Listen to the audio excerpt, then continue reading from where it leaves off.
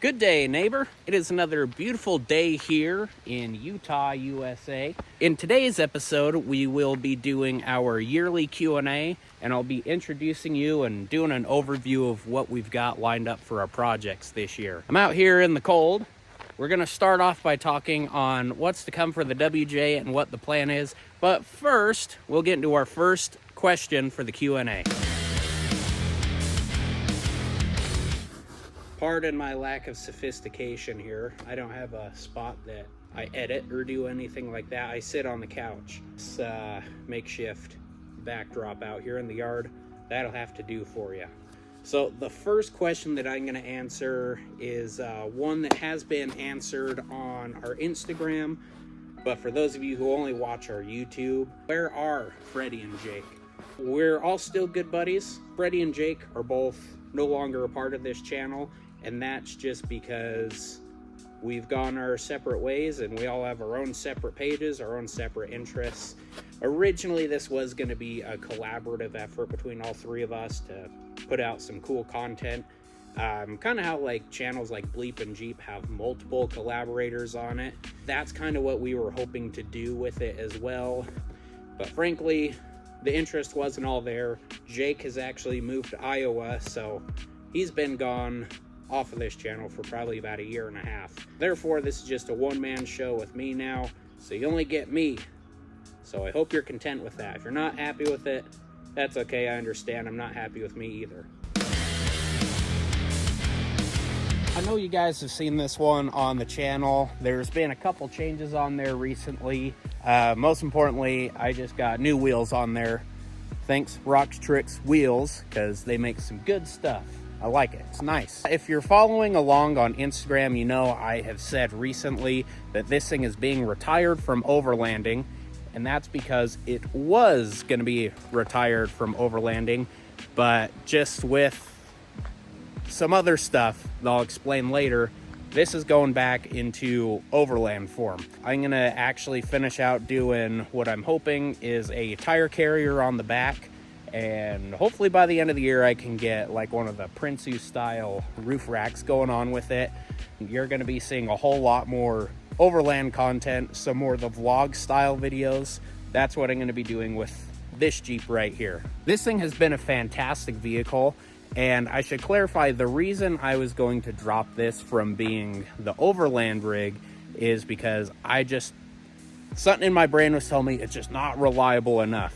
That's turned out to be completely false. This thing has always had my back, and I've taken it on several, 300 to 500 mile road trips, with half of that being off-road. Like, I've put this thing through a couple, I wouldn't say gnarly trips because they're far from gnarly, just easy overlanding trips. I'm just going to catch up on some maintenance, and it's going to just continue to work well for me. That is really all the update that I have for you on the WJ. Basically, it's staying the same. Plans have changed, and we're going to stick with Plan A, which was originally have this be an overlander. That'll wrap up what we've got for this rig. On to the next Q&A question. The next question was one that was asked on our Instagram page. The first part is, what is my favorite camp food? That one's tough to answer because I just like eating in the woods. It's good for you. It's good for the soul.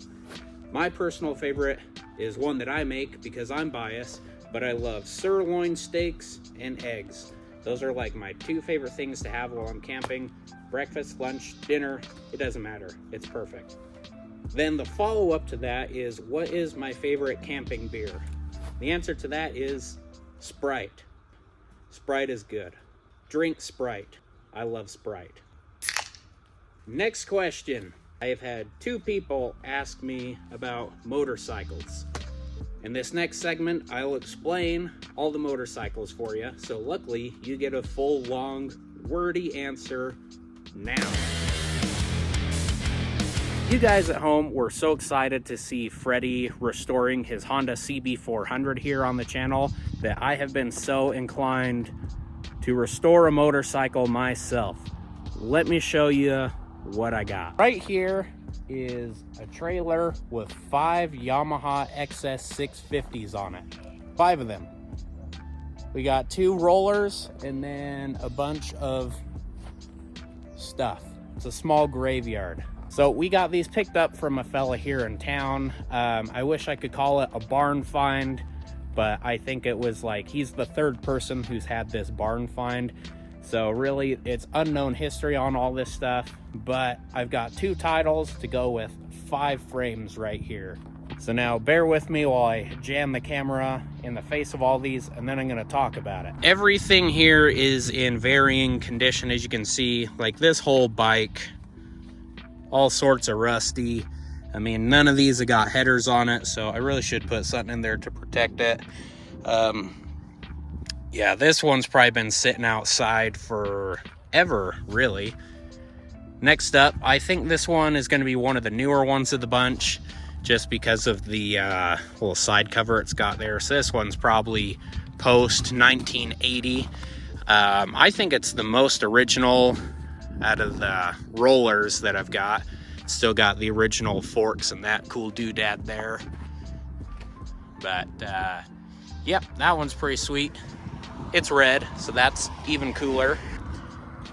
Now this black one that's in the middle right here looks like somebody was trying to make a, you know, let's say a light duty chopper or something once upon a time. So it's got a little taller handlebars, it looks like, and these forks on there are a bit taller. Then the cool homemade sissy bar in the back is pretty sweet on there. I'm gonna show you my favorite part of this whole pile. This tank. Let's get a good look at that. Look at this tank. I have never seen such beautiful, just vintage patina in my whole life. That's a lie, I've seen some good patina, but this is mine, so it's even cooler. It's got all this cracked vinyl on there, and you can't really see there on the camera, but it's got a little ding right there, a little ding right there, and a little ding right there, and a big ding right there. And do you want to know what I'm going to change about this tank? Nothing. I'm probably just going to take this tank, clear coat it, clean it up, try to get all the junk out of the inside of it, because I assume there's a lock right here with no key. Freaking excited about that. So excited about, like, that made the whole trailer worth it to me, just off of this one tank. So here in the rest of this dog pile, I've got one motor and a frame right there, and another one right here. So I think we've got 4 engines in total, and 5 frames, and 2 titles.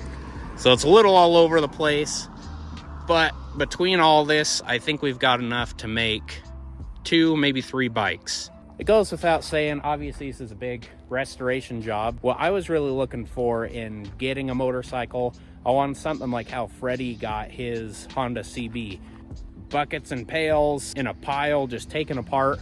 I wanted something that was about this much work, just so I could really learn a bike the whole way through in trying to build one. I am hoping to do not so much like a cafe racer style, but something that's just a good in-town cruiser that's a bit more low profile. I do have another project I'm going to be revealing after this next bunch of Q&A questions. Next question, what trips or adventures am I looking forward to this summer? And that's a good question, because I don't have things planned out that far. I've got our overland group that you saw in the 5 mile / Little Moab video that I did. I'm going to be going out with those guys, a bunch of good buddies, and we're going to be doing all sorts of trips. Coming up this weekend, we are going to the San Rafael Swell. We're going to camp for 1 night. Plenty of trips you'll see like that. I'll do a few vlogs over this summer / fall season coming up. I'll do a couple vlogs on there so that you can watch how I do it in my ground tent. But yeah, as far as summer trips go, I don't have anything planned, as I'll get into it here in a minute. There is some factors that are kind of changing what I'm thinking about doing. And for the final portion of our Q&A, we had a couple people ask, when do I want to go wheeling with them? Always. I'm always down to go hang out with my pals and go out wheeling. So to piggyback off that, you know, I am a newer channel. I am not very well established. I'm not looking to do this to get big. Like, this is just a really fun hobby for me. But if anybody out there does want to go out, I live in northern Utah, and I love getting to go out and hang out with new people and share our common interest. So if you ever want to go out, just inquire, comment on a video. I will be happy to respond to you, or follow the Instagram. You can message me anytime. Now, as we move forward into this last section, I just want to say thank you for asking your questions on Instagram. It was a small amount that came in, but I only have like 150 followers as this video's been made. So thank you for the handful of you that reached out and asked me questions. And yeah, never be afraid to reach out and ask me stuff. I always tell people that I'm not hostile, I'm just socially awkward. So if you know me in real life, you know, sometimes I come off as being a bit brusque or scary, but it's just because I'm weird and I stand in the corner and don't talk. But all my pals know that I'm actually okay. I'm all right.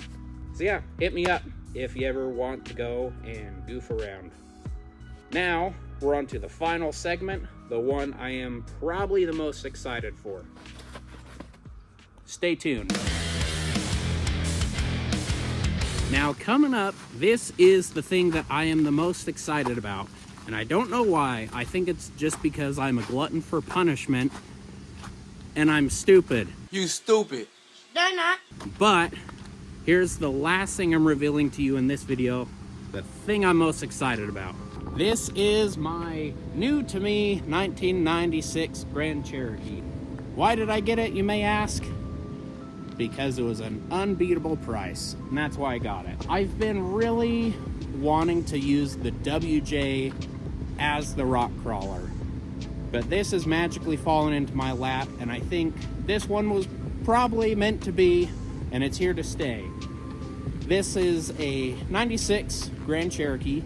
It has the 5.2 liter, or as old guys would call it, the 318. And it's also got the Super 44, or the Dana 44 aluminum that is in the rear.